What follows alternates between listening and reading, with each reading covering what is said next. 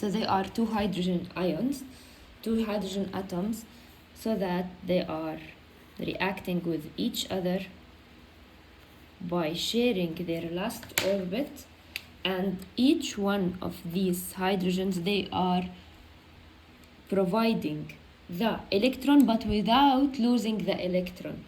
تمام. The electron, it will remain in the shell. They are forming a molecule, one molecule.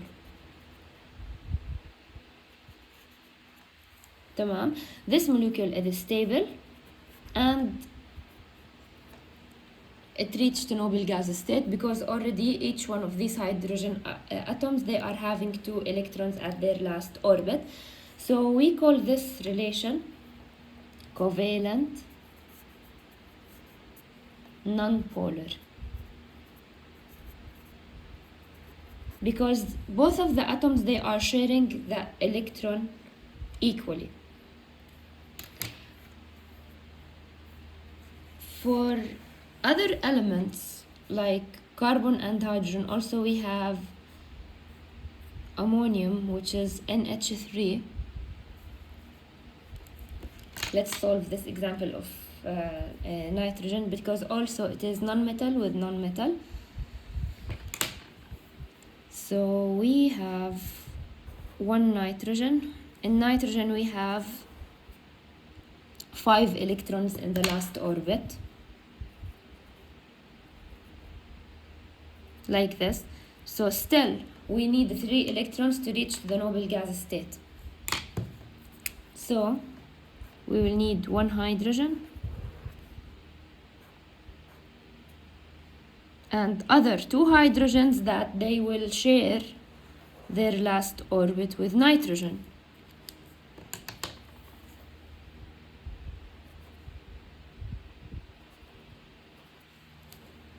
So by this, the nitrogen will reach to the noble gas state, and also for the hydrogens, they will reach to the noble gas state.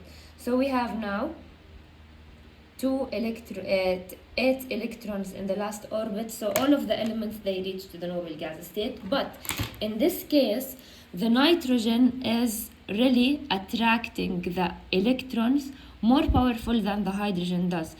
Like the nitrogen, the electrons, we can see that the electrons, they are near to the nitrogen and less near to the hydrogen. So this will provide the nitrogen with a partial negative charge. This is the partial negative charge, and for each one of the hydrogens, they will have a partial positive charge. But at least nobody of these hydrogens totally lost their electrons. Still, they do have their electrons, but the electrons are more attracted to nitrogen. But here they are sharing the electrons equally. But here, on the other example of sodium, or I mean ammonia, the nitrogen is attracting the hydrogen in more powerful. So we will call it covalent polar. Polar means non-equal. Tamam? So by this, if we want to make a comparison, which bond is stronger, the covalent polar or covalent non-polar, the answer, it will be, of course, the covalent polar. Tamam? When it comes to strength. Let's move to the ionic reactions, and we will see why they are ionic reactions. And let's start by drawing Cl, which is the non-metal. Cl is in group 7. So we have 7 electrons in the last orbit. For Na, it is in group 1. It is sodium.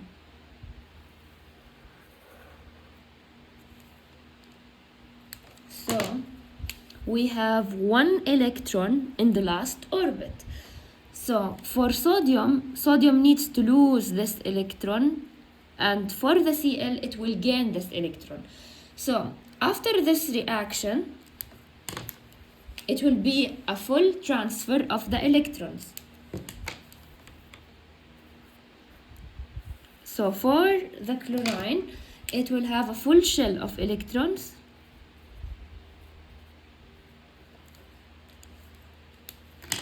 and for sodium, it will lose the electron, but okay, it will lose the electron, تمام. So for the chlor, it will have a negative charge because this is an electron acceptor.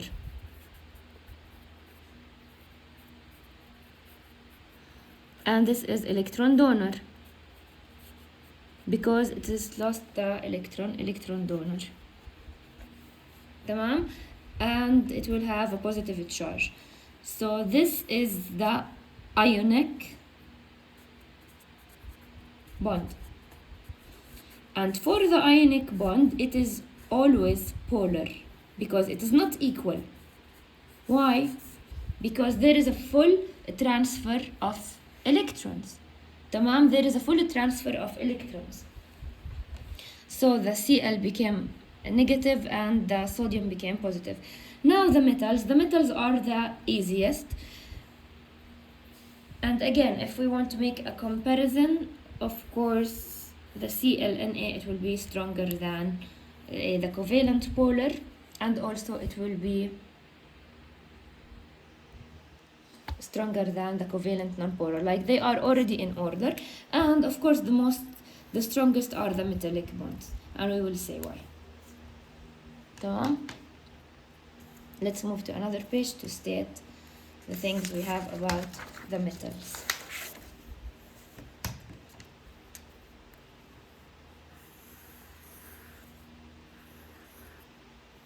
The nucleus of each metal, it is really strong and have a really attraction force that can attract the electrons from other atoms. Like this is really powerful nucleus. So this is an electron, and already this is a really powerful nucleus. So this will attract, it will be attracted to the other nucleus, but it will not get inside, it will remain out. The same case applies for this one. Also, it will be attracted, the electron for this atom, it will be attracted to the other atom, but it will not be totally gained. No, it will form a sea of electrons. Sorry, this one, it will be a negative charge. This is a negative charge, and this is a negative charge because this is an electron. The same case applied for the next atoms.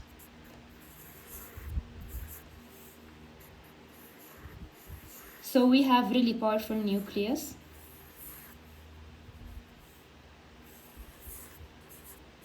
That this nucleus will attract the electron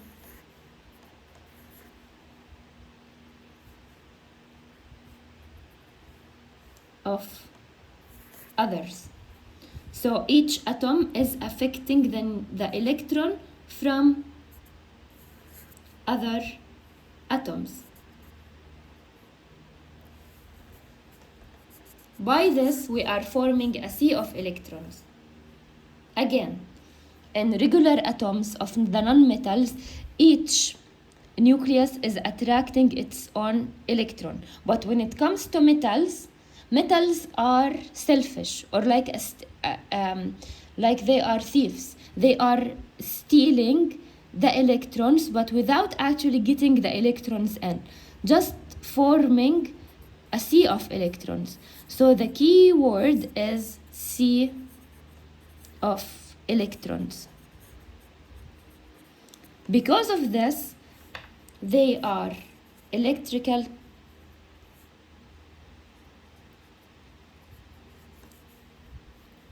conductors. Because already they have the sea of electrons. So if we have a wire from this side and a wire from this side, the electrons will move. Tamam? They are forming a sea of electrons, and this is the strongest one. Now we have still one last idea to compare between the strength of bonds. Let's say between NaCl and Mg2 N3. If we make a comparison, let's first define what do we have here. This is metal and this is metal, and this is non-metal and this is non-metal. Okay, so for both we have ionic, and always the ionic is polar. But we want to make a comparison, like which bond is the strongest among them.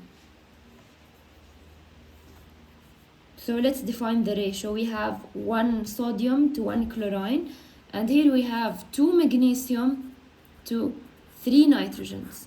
So by this, the greater ratio, it means more electrons are involved, so this is the stronger one.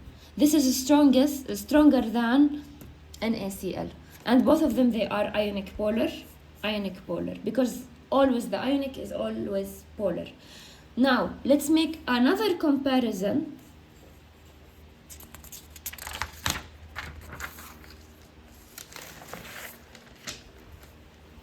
between H2O and NH3 to see which one of these is stronger bond. Both of them, okay, let's define. It is considered in group 1, so it is almost metal, and this is non-metal. Sorry, both of them, they are non-metals because hydrogen is an exception. Non-metal and non-metal. The same case applies here, non-metal, because hydrogen is an exception. So both of them, they are covalent polar.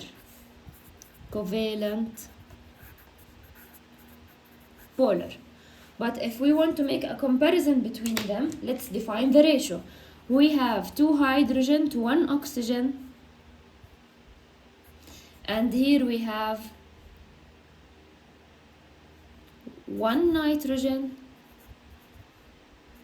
to 3 hydrogens